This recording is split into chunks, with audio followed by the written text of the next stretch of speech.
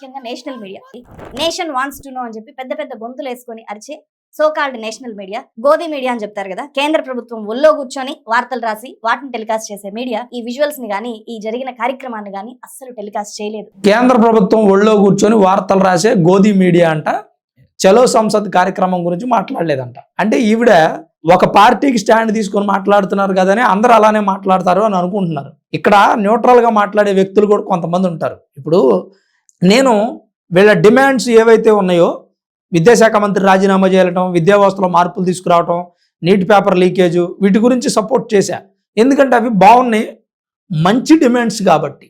అలా కాకుండా మోదీ దిగిపోవాలి, ప్రభుత్వం పడిపోవాలి, భారతదేశం బ్యాడ్ అయిపోవాలి, ప్రపంచ దేశాల్లో భారతదేశంలో ఒక పెద్ద ప్రొటెస్ట్ జరుగుతోంది, యూత్ అంతా కూడా ప్రభుత్వం మీద వ్యతిరేకంగా దాడి చేస్తున్నారని తెలియాలి అనేటువంటి ఈ కుట్రలను నేను సపోర్ట్ చేయను.